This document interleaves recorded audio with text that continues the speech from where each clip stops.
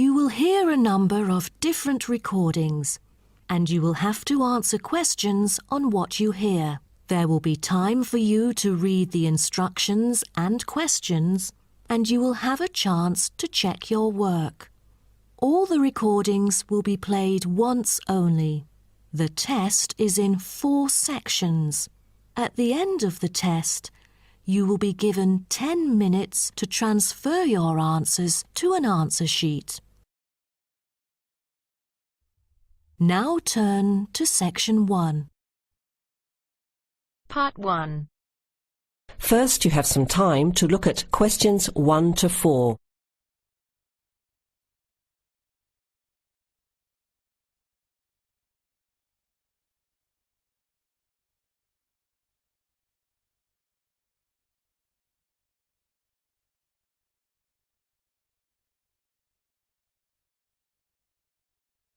You will hear the recording once only. Listen carefully to the conversation and answer questions 1 to 4. OK, who's next, please? I think I am. How can I help you? I just came in on flight 372 from Singapore at 11:30 and my luggage hasn't arrived. I've been waiting at the baggage claim for about half an hour now and everything seems to have come off the plane. The conveyor belt has stopped and all the passengers have gone. So I came here to find out what has happened to my bag. Can I see your ticket, please? Here it is.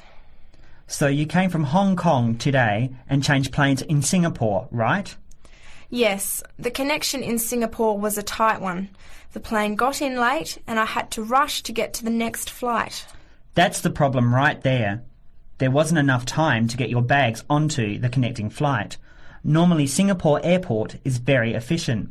Now, I need you to fill in these forms. Your name? Jenny Lee. Address? I guess you want my address here. I'm staying with relatives.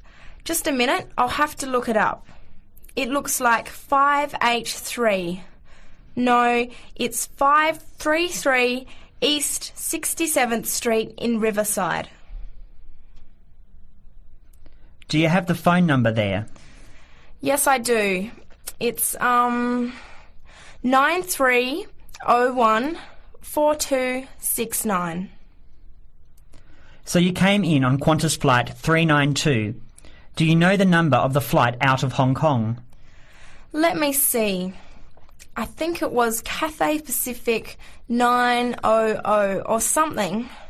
Oh yes, it says here, CX912. Before you hear the rest of the conversation, you have some time to look at questions 5 to 10.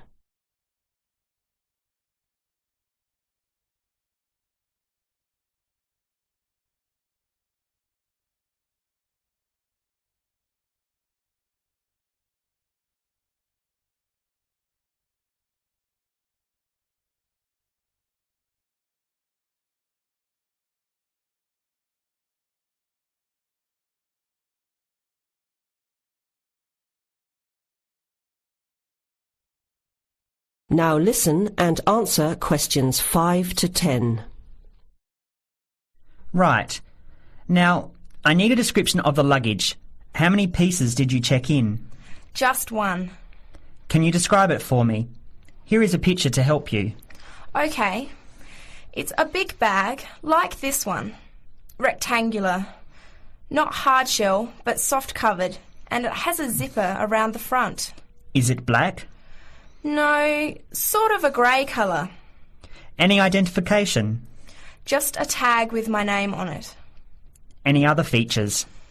Well, it has wheels and a retractable handle on the end, so you can pull it, as well as the handle in the middle. OK, that's fine. Now, if your bag missed the connection, I'm sure it'll be put on the next flight. I'll email Singapore as soon as I finish here. The next flight comes in at 17:50. That's 10 to 6 this evening. You can pick it up then. 10 to 6? That's too long to wait. Can I get my uncle to pick up the bag on his way home from work? Sorry, You have to be here yourself to clear customs. Of course. I almost forgot. Will the bag come here, to this desk? Yes. You pick it up here, then take it over to the customs area.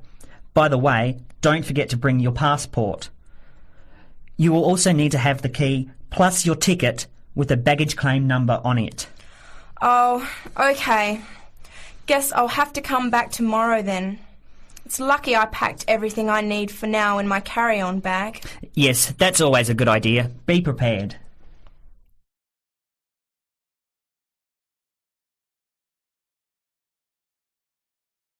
That is the end of part 1.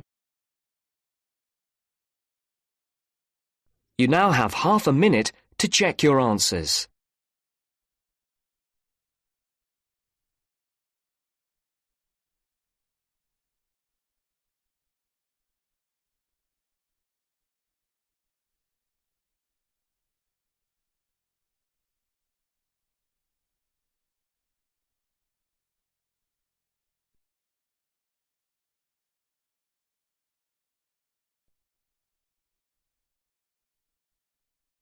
Now turns to part 2.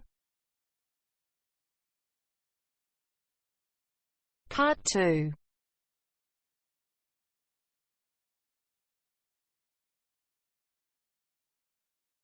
You are going to hear a conversation between two women about the health system in England.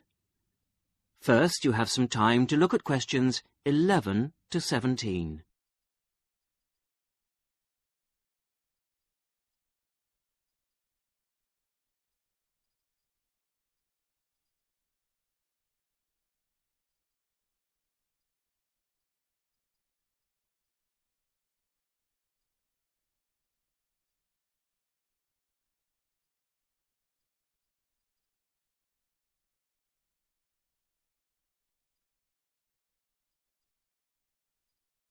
Now listen to the first part of the conversation and answer questions 11 to 17.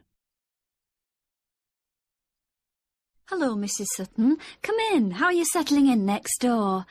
Have all your things from Canada arrived yet? I thought I saw a removals van outside your house yesterday afternoon. Yes, they came yesterday. We spent all day yesterday arranging them. It's beginning to feel a bit more like home now. Oh, that's good. Look, come in and sit down. Are you all right? You look a bit worried. Well, I am a bit. I'm sorry to bother you so early, Mrs. Smith, but I wonder if you could help me. Could you tell me how I can get hold of a doctor? Our daughter, Anna, isn't very well this morning, and I may have to call somebody out. She keeps being sick, and I am beginning to get a bit worried. I just don't know how the health system works here in England. All I know is that it's very different from ours back in Canada. Well, I don't know really where to start. Let me think. Well, the first thing you have to do is find a family doctor. Mm-hmm. Sometimes we call them general practitioners as well. Right. And register with him or her. If you live here, you've got to be on a doctor's list. If you're not, things can be a bit difficult. Oh. Nobody will come out to you if you're not registered. Anyway, they work in things called practices. Sort of small groups of family doctors all working together in the same buildings. Now, what you've got to do this morning is register with one of them. There are 2 practices near here, so we're quite well off for doctors in this part of Manchester. There's the Dean End Health Centre, about 10 minutes walk away. And there's another practice in South Hay. That's about 5 minutes away, going towards the town centre. We're registered at the Dean End one, but they're both okay. There are about 6 doctors in our practice and 4 in the other, so ours is quite big in comparison, and the building and everything's a bit more modern. South A is a bit old-fashioned, but the doctors are okay. Their only problem is that they don't have a proper appointment system. Sometimes you have to wait for ages there to see someone. Anyway, you go to the receptionist in whichever health centre and ask her to register you with a doctor there. You have to fill in a form, but it doesn't take long.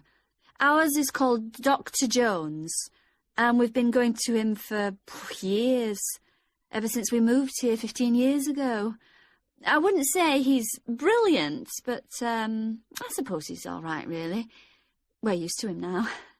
They say he's very good with elderly people, but he does tend to get a bit impatient with children.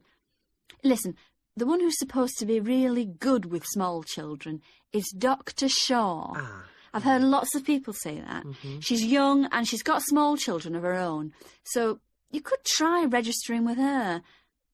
And if her list's full, I heard somebody say the other day that there's a really nice young doctor at South Hay, a Dr. Williams.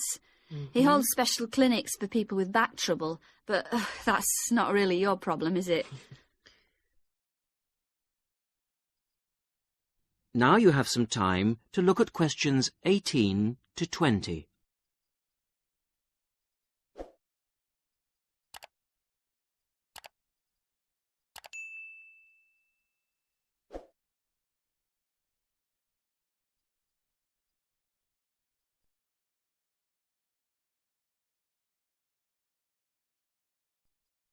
Now listen to the rest of the conversation and answer questions 18 to 20. If you want a doctor to visit you at home, you have to ask for a home visit. You're supposed to do that before 10:30 in the morning, but obviously if it's an emergency, you can phone at any time, night or day. It might not be your doctor that comes, though. It's quite often one of the other doctors in the practice. It doesn't really seem to make much difference. Right. Otherwise, you make an appointment to see your doctor at the health centre. You usually get seen the same day. Not always, of course, but usually, as I say. They hold surgeries between 9 and 11:30 every weekday, and from 4 to 6:30 Monday to Thursday. Saturdays are only for emergencies. I see. When the doctor sees you, he gives you a prescription. He writes what medication you need on it, and you take it to a chemist's shop. There's one opposite the centre.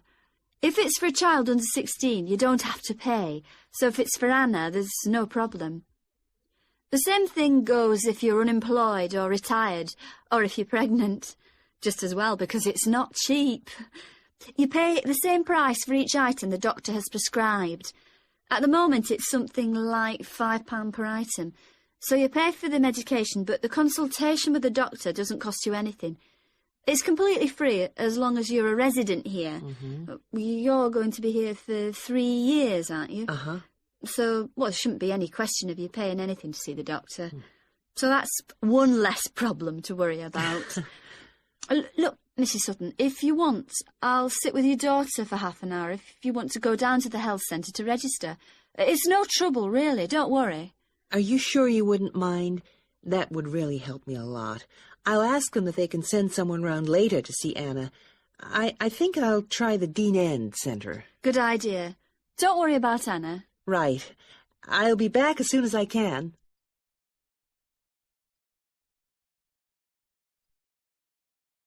That is the end of part 2. You now have half a minute to check your answers.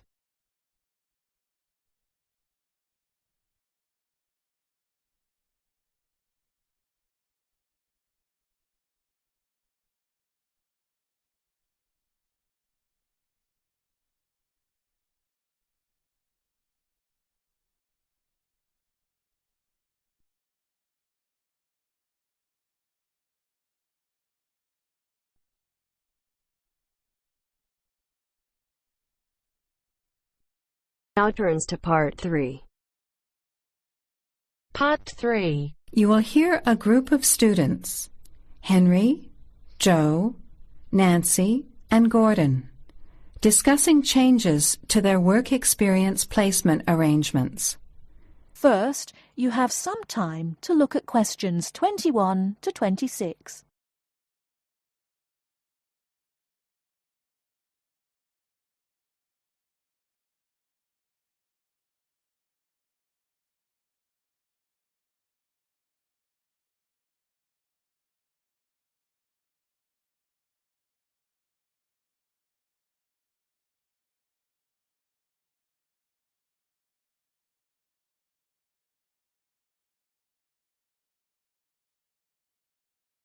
Now listen carefully and answer questions 21 to 26.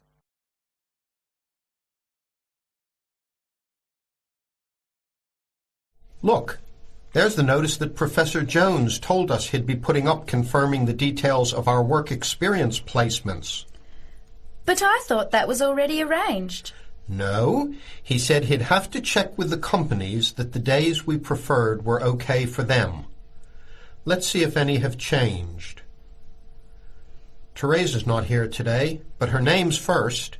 It says the Uni Bookshop, Friday mornings starting on the 23rd of March.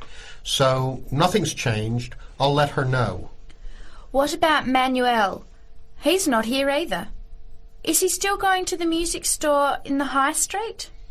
If it's mainly music, yes, he's still down for that on Friday afternoons starting on the 9th. The day's different. It's changed from Tuesday mornings, but that's okay. I'll tell him. He'll really enjoy listening to music all day. Now, where's my name? Henry. Here it is. I'm going to the beauty shop, and I said I preferred Thursday afternoons. Oh, good, that seems okay. And my start date hasn't changed either. Joe, what day did you opt for? I'm going to Highway Hotels on Monday mornings. Yes, that's okay. And starting on Monday the 12th of March. Oh, has that been changed? Okay, I was scheduled to start the week before. I'll just make a note of that. What about me, Henry? Have I still got the Explore travel service on Wednesday mornings? Just a minute. Where's your name? Let's see.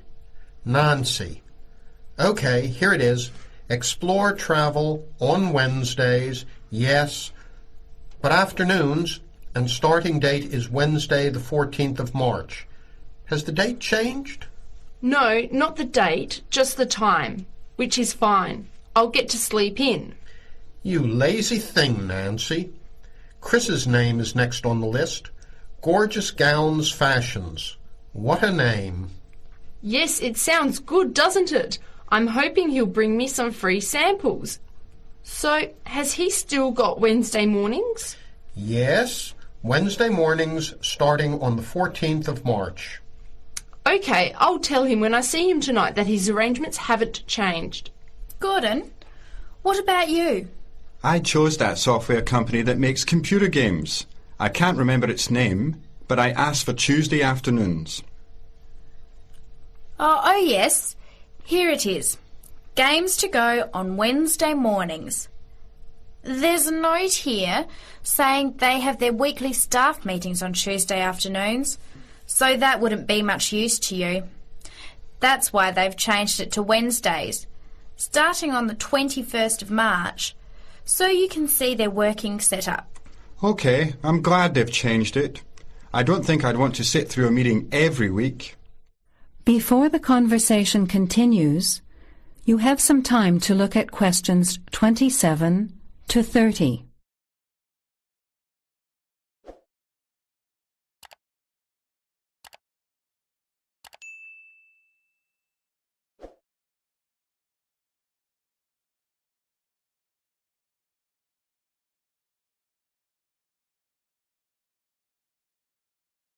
Now, as the conversation continues, answer questions 27 to 30. Can someone remind me what time we have to get to our placement in the afternoons? It says here, mornings start at 9 a.m. and afternoon sessions at 1 p.m. Oh, that's a shame. I thought Professor Jones was going to change it to 9:30 a.m. and 1:30 p.m. Yes, he did say that he'd try to make it later, but obviously that wasn't possible. By the way, just in case, what happens if we're ill or something and can't make it? Do we phone the college or the place we're going to? I think we have to phone the company first and then the college.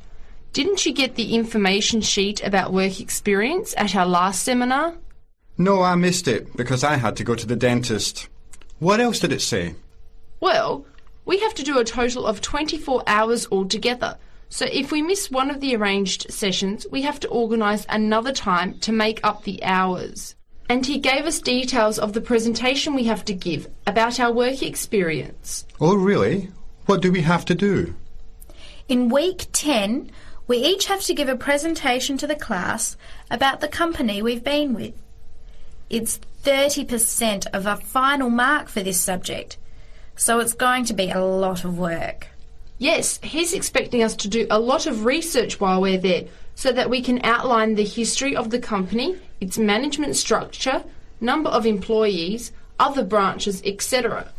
And he said we should use lots of visuals such as diagrams and flowcharts during the presentation. Yes, and we should also include what we did each week, the different departments of the company or positions that we observed, and try to relate what we saw to our studies so far.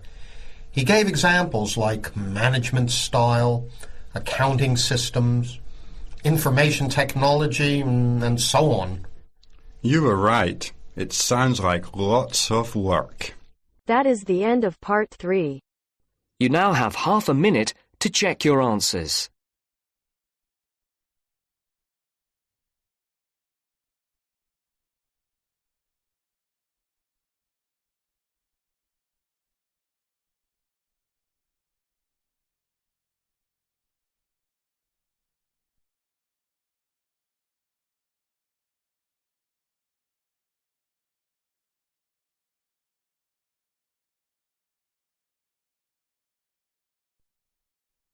Now turns to part 4. Part 4. You will hear a talk from a series of lectures on the survival of our planet. Professor Samson talks about endangered species of flora and fauna. First, you'll have half a minute to look at questions 31 to 40.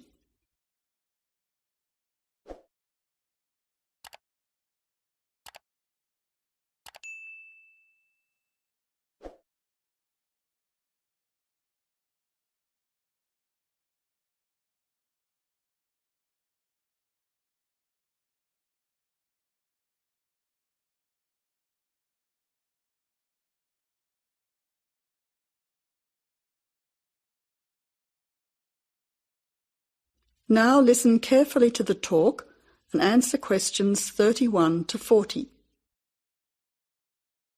Good afternoon, ladies and gentlemen. Today's topic in this series of lectures on our planet is about ensuring the survival of our very important plant and animal species. In this lecture, I want to discuss one way that we can do this. No one will ever see a huge dinosaur thundering through the forest. No one will ever see a paradise parrot flash its rainbow colours across the sky. The fact is that many animals and plants have been wiped out. Sadly, they are extinct. It is too late for them. Extinction is forever. We can't do anything about the species that have already disappeared. But today, there are many animals and plants that could still become extinct in the future if we do not act now. They are endangered. The African elephant and rhinoceros have become endangered because of the value of their tusks. Australian parrots and reptiles are smuggled onto planes because certain people in other countries are prepared to pay thousands of dollars for them. And there are many other species around the world that are endangered because they no longer have a place in which to live and reproduce safely. The main cause of extinction is the destruction of habitats. A habitat contains all that a living thing needs to survive: space, light, water, food, shelter, and opportunities for reproduction. The population of the world is growing rapidly, and this is placing great demands on land and resources for housing and for growing food. When vegetation is cleared and swamps are drained for agriculture, mining and suburbs, or when rivers are dammed to store water, plants are destroyed and animal life is threatened. In other words, humans are changing and destroying the habitats of animals and plants, which is in turn reducing their chances of survival.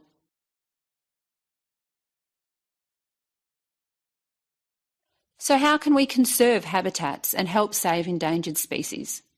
Well, one way is to protect their habitats permanently in national parks or nature reserves. National parks have been created in many countries. They encourage people to enjoy the beauty and diversity of the animals and plants that live there without harming them. By supporting and visiting these parks, people can become more aware of the species that live there and how the parks work to protect them. It is very important that, when visiting a national park, we keep them safe for future generations of plants and animals by obeying a few rules. Firstly, follow the fire regulations. Don't throw cigarettes or build fires, except at certain times of the year in especially allocated areas and facilities. Secondly, remember to leave pets at home. Pets, such as cats or dogs, can hunt birds or other small animals. Some pets might even escape and become a serious threat. Thirdly, place all rubbish in a bin or take it home. Plastic bags or leftover food are dangerous to the animals and harm the environment. Don't pick the flowers or damage the plants. Flowers create the next generation of the plant. Also, for the same reason, birds' eggs must be left in their nests. The loss of species in the past is sad. However, there is hope for the future. Despite the demands of our increasing population, we can work to protect the plant and animal species we still have. So I would like to conclude by saying that I believe that, with strong public awareness and support of these national parks and reserves, the future of endangered species can be ensured. That is the end of part 4. You now have half a minute to check your answers.